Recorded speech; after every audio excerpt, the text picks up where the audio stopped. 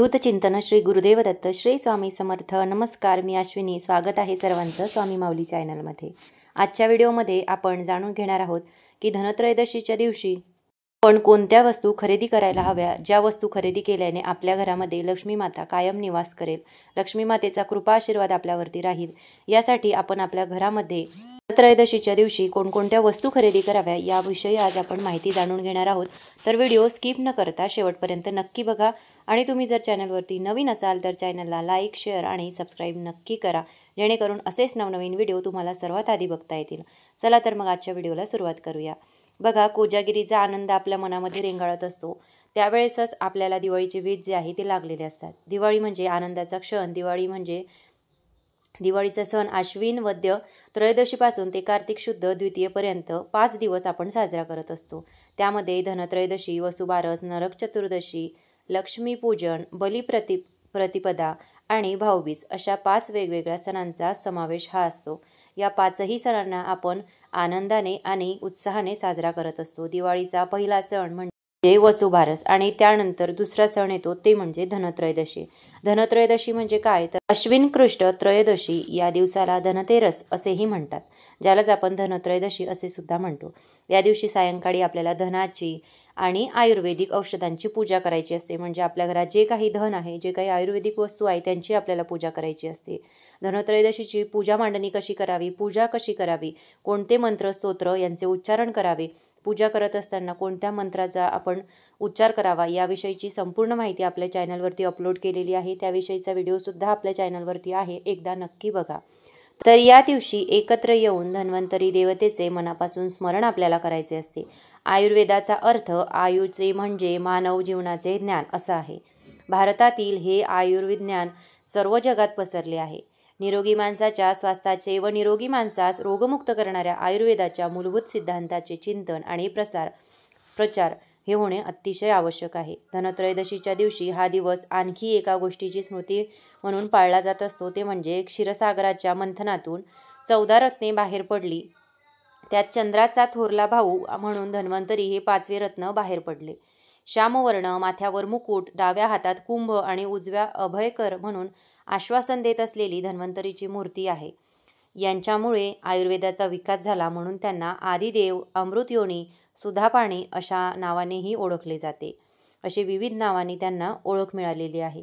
यांच्यामुळे नाना औषधांचा विकास झालेला आहे। अनेक वनस्पतीचे औषधी तत्व देवांना समजलेले आहे। त्यामध्ये भगवान विष्णूंच्या 24 अवतारात धन्वंतरीची गणना होत असते।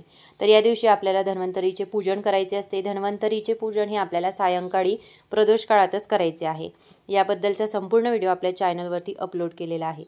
धन्वंतरी ही आरोग्याची देवता आहे। धन्वंतरीचा फोटो आपण पूजेमध्ये मांडायचा आहे। लक्ष्मी मातेचा फोटो किंवा मूर्ती आपण पूजेमध्ये मांडायची आहे। त्यासोबतच गणपती बाप्पांचे स्मरणसुद्धा आपल्याला करायचे आहे। सर्वात आधी गणपती बाप्पांची मूर्ती स्थापन करायची, त्यानंतर लक्ष्मी मातेची, अशा प्रकारे आपल्याला पूजेची मांडणी जी आहे तर ती करायची आहे। त्यासोबतच आपल्याला एक नैवेद्य धन्वंतरी देवतांना अर्पण करायचा आहे, ज्याशिवाय आपली पूजा ही अपूर्ण मानली जाते। त्याचप्रमाणे संध्याकाळी धन्वंतरीचे ध्यानमंत्र व जप हे आपल्याला सायंकाळी करायचे आहे। सोबतच आपल्याला धन्वंतरी देवताकडे आपल्या स्वतःसाठी, आपल्या घरच्यांसाठी, आपल्या घरातल्या सर्व व्यक्तींसाठी त्यांना दीर्घायुष्य मिळावं, त्यांचं जे आरोग्य आहे ते निरोगी राहावं, यासाठी धन्वंतरी देवतांना आपल्याला प्रार्थना करायची आहे। धन्वंतरी ही आरोग्याची अधिष्ठात्री देवता असल्याने त्यांच्या सेवेमुळे दीर्घायुष्य व आरोग्य आपल्याला लाभते। तर अशा प्रकारे धन्वंतरी देवतेची आपल्याला धनत्रयोदशीच्या दिवशी पूजा करायची आहे। तर धनत्रयोदशीची पूजा करण्यासोबतच आपल्याला आणखी काही सेवा उपाय करायचे असतात, ज्यामुळे आपल्याला धन्वंतरी देवतेचे आशीर्वाद लाभतात। तर यासोबतच आपल्याला धनत्रयोदशीच्या दिवशी काही विशिष्ट वस्तूंची खरेदी करायची आहे, ज्या वस्तू खरेदी केल्याने आपल्या घरामध्ये भरभराट होईल आणि सुखसमृद्धी येईल। तर यासाठी आपल्याला फार काही खर्च करायची सुद्धा आवश्यकता नाही। अगदी थोड्याच पैशामध्ये आपण ज्या वस्तू आहेत, ज्या आपण बघणार आहोत आता, तर त्या आपण खरेदी करू शकतो। त्यांची आपण आपल्या घरी त्या वस्तू ज्या आहेत त्या आणू शकतो। तर ह्या अगदी कमी किमतीच्या वस्तू आहे, याला काही फार पैसे नाही लागत। तर ह्या वस्तू कोणत्या आहेत हे आपण जाणून घेऊया। दरवर्षी आपण कार्तिक महिन्याच्या कृष्ण पक्षाच्या 13व्या दिवशी धनत्रयोदशीचा सण जो आहे तो साजरा करत असतो। हा सण दिवाळीचा पहिला सण म्हणून मानला जातो। त्याचप्रमाणे आपण वसुबारस सुद्धा साजरी करत असतो। तर बघा, यावेळी हा सण जो आहे तो शनिवारी 18 ऑक्टोबर रोजी साजरा केला जाणार आहे. या दिवशी धन्वंतरीची पूजा आपल्याला करायची आहे. लोक वर्षभर खरेदी करण्यासाठी या सणाची वाट पाहत असतात. कारण आपल्याला जी काही खरेदी करायची आहे, जे काही आपल्याला महाग वस्तू असतील किंवा मग स्वस्त वस्तू असतील, तर त्या वस्तू ज्या आहेत त्या आपल्याला घ्यायच्या असतात, तर त्यासाठी आपण धनत्रयोदशीची वाट पाहत असतो. कारण एक विशिष्ट वेळी विशिष्ट वस्तूची जर आपण खरेदी केली तर त्याचा आपल्याला नक्कीच लाभ होत असतो. म्हणून आपल्याला धनत्रयोदशीच्या दिवशी काही विशिष्ट वस्तूंची खरेदी करायची आहे, जेणेकरून आपल्याला त्याचा लाभ होईल. तर बघा, मग ते वाहन असो किंवा जमीन असो, घर असो, दागदागिना असो, या वस्तू खरेदी करण्यासाठी आपण धनत्रयोदशीची वाट पाहत असतो. धनत्रयोदशीला काहीतरी करण्याची काहीतरी खरेदी करण्याची परंपरा आहे. यामुळे देवी लक्ष्मी प्रसन्न होते आणि आपल्या घरात जी काही आर्थिक चणचण असेल ती आपल्याला भासत नाही. आपल्या घरात आर्थिक समृद्धी येत असते. मात्र या दिवशी काही विशिष्ट वस्तूंची खरेदीसुद्धा आपल्याला करणे टाळायचे असते देखील सांगितले जाते. कारण देवी लक्ष्मी आपल्यावरती नाराज होऊन घरावर विपरीत परिणाम याचा होऊ शकतो. त्यामुळे काही विशिष्ट वस्तू असतात ज्या आपण या दिवशी खरेदी करू नये. पण आता आपण जाणून घेणार आहोत की धनत्रयोदशी हा आनंद, समृद्धी आणि आरोग्याचा दिवस मानला जातो. या दिवशी काही सोप्या व प्रभावी उपायांना आपण करायचे असते, जेणेकरून आपल्या घरामध्ये सकारात्मक ऊर्जा येईल आणि आनंद आपल्या घरामध्ये नांदेल. तर यासाठी आपण कोणत्या वस्तूंची खरेदी करावी, तर हे आता आपण बघू. सर्वात महत्त्वाचं आणि गरजेचं म्हणजे आपल्या घराची स्वच्छता. आपले घर जर स्वच्छ असेल तरच लक्ष्मी माता आपल्या घरामध्ये येत असते. जर आपल्या घरामध्ये स्वच्छता असेल, टापटीपणा असेल, सगळ्या वस्तू जर आपल्या स्वच्छ केलेल्या असतील, सगळ्या घरातील जे भांडे आहे, जे कपडे आहे ते स्वच्छ केलेले असतील, तर लक्ष्मी मातेचा आशीर्वाद आपल्याला लाभतो. तुमचे घर जर पूर्णपणे स्वच्छ असेल तर असे करणे हे शुभ मानले जाते. स्वच्छता नकारात्मक ऊर्जा टाकत असते आणि घरामध्ये शांती आणि आनंदाचे वातावरण निर्माण करते. यासाठी आपल्याला सर्वात महत्त्वाचं म्हणजे आपल्या घराची स्वच्छता करायची आहे. आता बऱ्याच महिलांनी दिवाळीसाठी घराची साफसफाई जी आहे तर ती करायला सुरुवात केलीच असेल.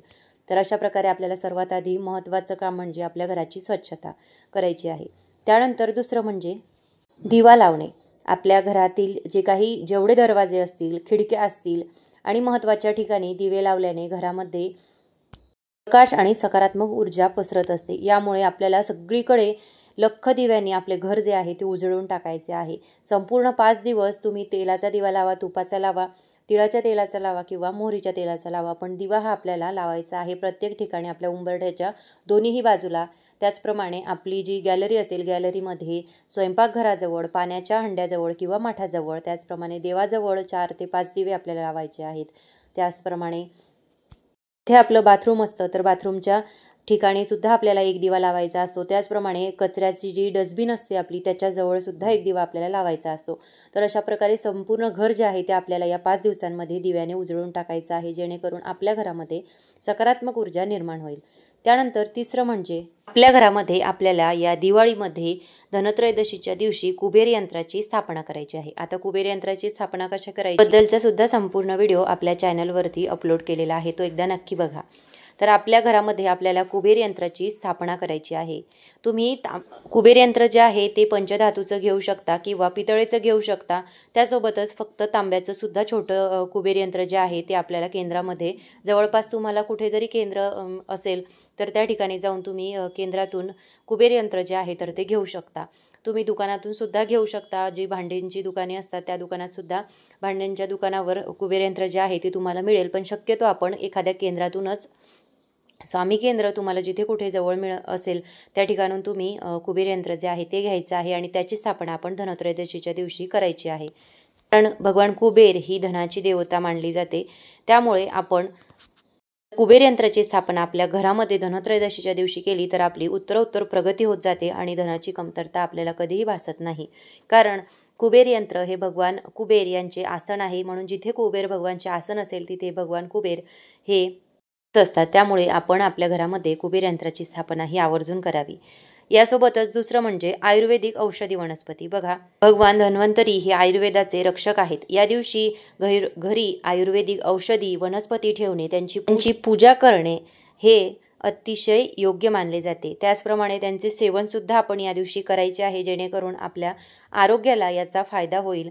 आपल्या आरोग्यासाठी हे फायदेशीर असतात. त्यामुळे आयुर्वेदिक वस्तू जसं की तुम्ही पुदिना घ्या किंवा मग तुळस घ्या, ज्या काही आयुर्वेदिक वस्तू आहेत त्या तुम्ही पूजेमध्ये घेऊ शकता, त्यांची पूजा करू शकता आणि त्यानंतर ते आपण सेवन करायचे आहे, जेणेकरून आपल्या आरोग्यासाठी ते फायदेशीर राहतील.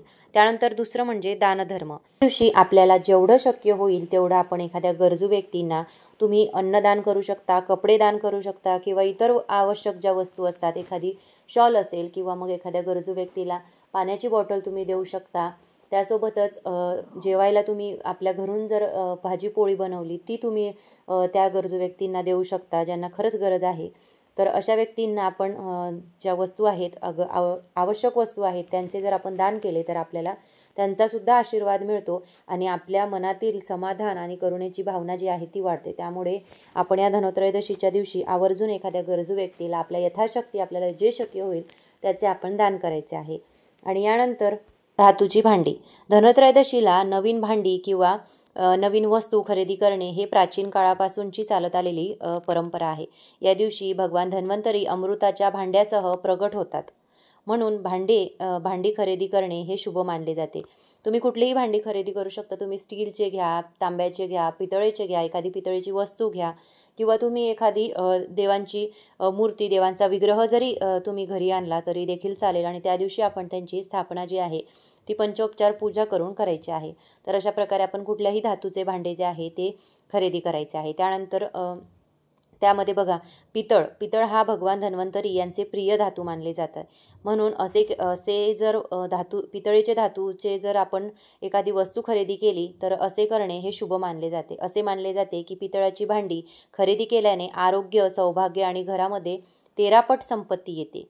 म्हणून आपण या दिवशी एखादं तरी छोटं तुम्ही पितळेची प्लेट घ्या, पितळेचं छोटं ताम्हण घ्या, कोणतीही एखादी वस्तू तुम्ही देवघरासाठी घेऊ शकता किंवा स्वतःसाठी स्वयंपाकघरामध्ये तुम्ही पितळेचं भांडं घेऊ शकता. तर अशा प्रकारे एखादं पितळेचं भांडं आपण या दिवशी खरेदी करायचं आहे. त्यानंतर पुढचं म्हणजे सर्वात महत्त्वाचं म्हणजे झाडू. धनत्रयोदशीला आपण झाडू खरेदी करायचा आहे. बघा, आपण दिवाळीमध्ये प्रत्येक दिवाळीला आपल्याकडे झाडू असला नसला तरीही आपण झाडू जो आहे तो खरेदी करत असतो. तर धनत्रयोदशीला आपल्याला झाडू खरेदी करायचा आहे. असे करणे खूप शुभ मानले जाते.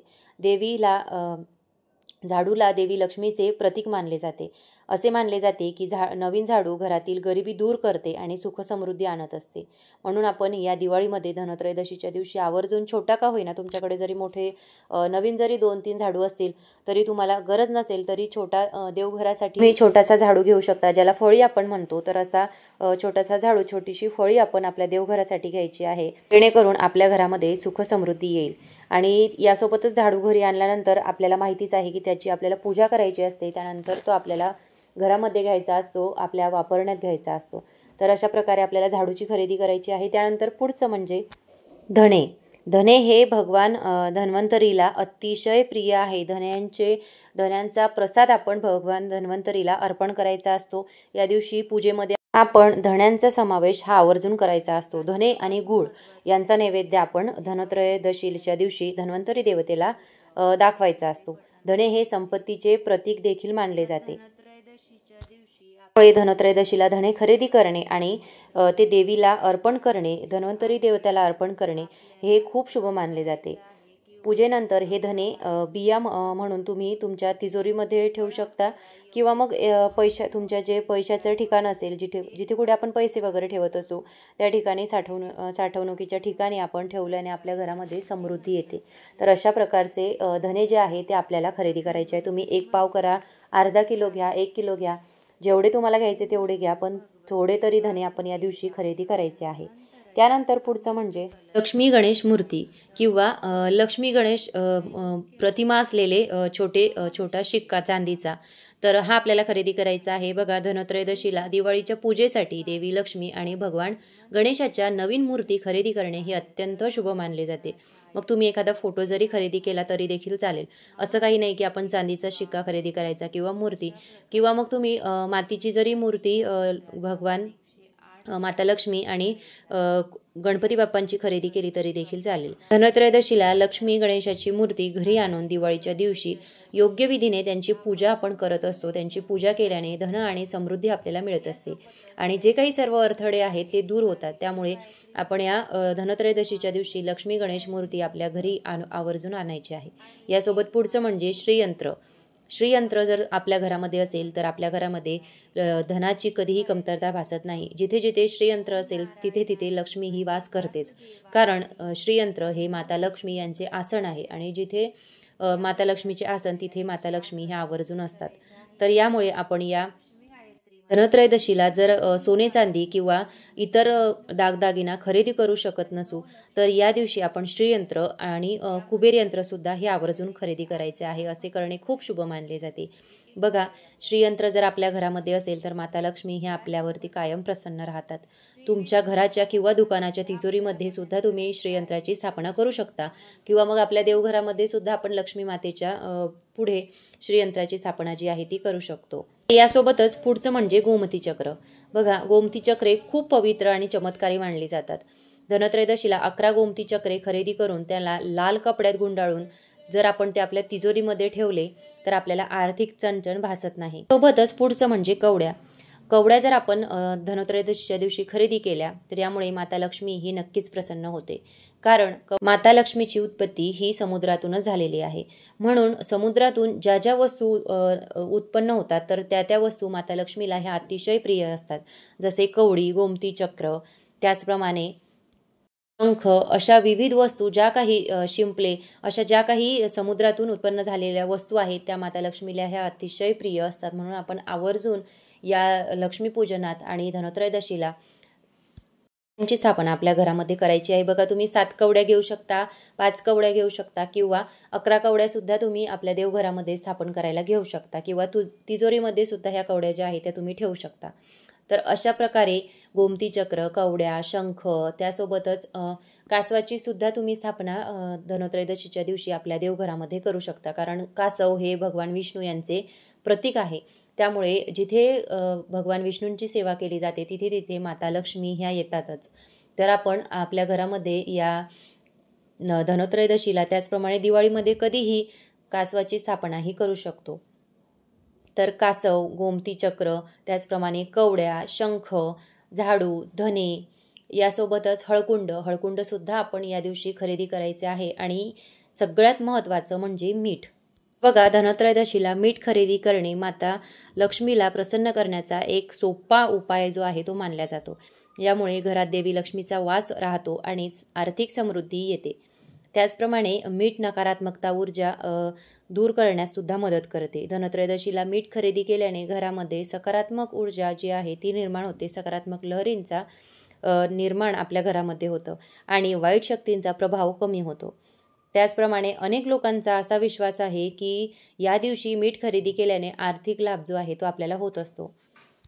त्याचप्रमाणे बघा, मीठ खरेदी केल्याने घरामध्ये सुख, समृद्धी आणि सुसंवादी वातावरण टिकून राहते असे मानले जाते. म्हणून आपण येत्या धनत्रयोदशीला अगदी आपल्या घरामध्ये मीठ जरी असेल तरी आपण 1 किलोचं छोटं पॅकेट का होईना ते आपण घ्यायचं आहे. असं काही नाही की 2 किलो 3 किलो असे घ्यायचे. 1 किलो जरी आपण घेतलं, 1 किलोचं पॅकेट जरी आपण घेतलं मिठाचं तरी देखील चालेल. पण मीठ, झाडू आणि कवड्या, त्याचप्रमाणे गोमती चक्र आणि हळकुंड या गोष्टींचा समावेश आपण धनत्रयोदशीच्या दिवशी हा आवर्जून करायचा आहे. त्यासोबतच धने हे आवर्जून आपल्या नैवेद्यामध्ये, प्रसादामध्ये आपण धन्वंतरी देवतेला अर्पण करायचं आहे, माता लक्ष्मीला अर्पण करायचं आहे आणि त्यानंतर आपण त्यांचे सेवन करायचं आहे प्रसाद म्हणून. तर अशा प्रकारच्या काही छोट्या छोट्या वस्तू आहेत, अगदी छोट्या छोट्या गोष्टी आहेत की ज्यांची आपण खरेदी केली तर आपल्या घरामध्ये सुखसमृद्धी येईल आणि आनंदी वातावरण निर्माण होईल. तर प्रत्येकाला असं वाटत असतं की आपल्या घरामध्ये आनंदी वातावरण राहिलं पाहिजे, शांतता राहिली पाहिजे, आनंदाचं वातावरण आपल्या घरामध्ये राहिलं पाहिजे. तर यासाठी आपण प्रत्येकजण हे प्रयत्न करत असतो. तर अशाच प्रकारच्या काही छोट्या छोट्या वस्तू आहेत की ज्या खरेदी केल्याने आपल्या घरामध्ये शांतता टिकून राहील आणि आनंदी वातावरण राहील. तर ह्या वस्तू आपण आवर्जून या धनत्रयोदशीला नक्की खरेदी करायच्या आहे. न चुकता आपण या वस्तूंची खरेदी आपल्या घरी यावर्षी करायची आहे.